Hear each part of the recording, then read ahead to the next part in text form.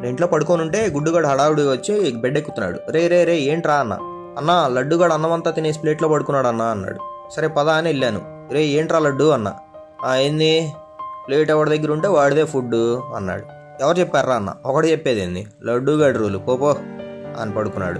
ఇంకా వీడు పాపం చేసేదేం లేక వాడి పక్కనే పడుకున్నాడు. ఈవినింగ్ చూస్తే ఈవినింగ్ కూడా తినేసి హాయిగా ఆరేసుకొని పడుకున్నాడు. ఇంక వీడికి కోపం వచ్చింది. వెళ్ళి చూస్తే ఒళ్ళీర్చుకుంటున్నాడు. నీ అయ్యా అన్నమంతా తిన్నది కాక ఇంకా ఒళ్ళీర్చుకుంటావా అని కొట్టి ఇంకా వాటర్ తాగేసి అలిగి ఆ బెడ్ వైపు తిరిగి పడుకున్నాడు. ఎవడెట్టా పోతే మనకేంది మనం పడుకుందామని వీడు పడుకున్నాడు. నెక్స్ట్ డే గుడ్డుగాడు ప్లేట్లో రెడీగా ఉన్నాడు. తీసుకురా అన్న అన్నం అన్నాడు. సరే తీసుకొచ్చాను. మొత్తం తినేసి మెదలకుండా ఉన్నాడు. వీడొచ్చాడు.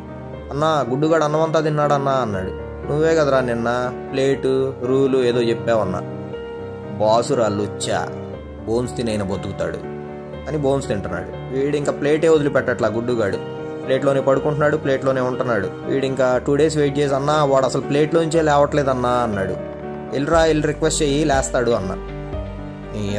సావనైనా చస్తా కానీ వాడిని మాత్రం అడిగేది లేదు, ఈ విషయంలో తగ్గేదేలా అన్నాడు. వీడు మాత్రం ప్లేట్లోంచి లేవట్లేదు. ఇంకో 2 days అయ్యాక వచ్చాడు.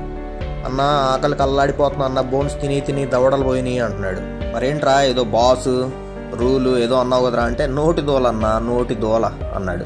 రే గుడ్డు పాపం రావాడు ఆకలి కల్లాడిపోతున్నాడంట, సారీ చెప్తాడంట, వదిలేసాయి అన్న ఓకే అన్న అన్నాడు. వీడెళ్ళి రే గుడ్డు సారీ రా నీ అన్నమంతా తినేశాను అన్నాడు. ఓకేరా లడ్డు అని ఇంక వీళ్ళిద్దరు కలిసిపోయారు. ఎరా అంతా ఓకేనా అన్న అంతా ఓకే అన్న, మా ఇద్దరం కలిసిపోయాము అన్నారు. సరే పడుకోండి అంటే హ్యాపీగా పడుకున్నారు.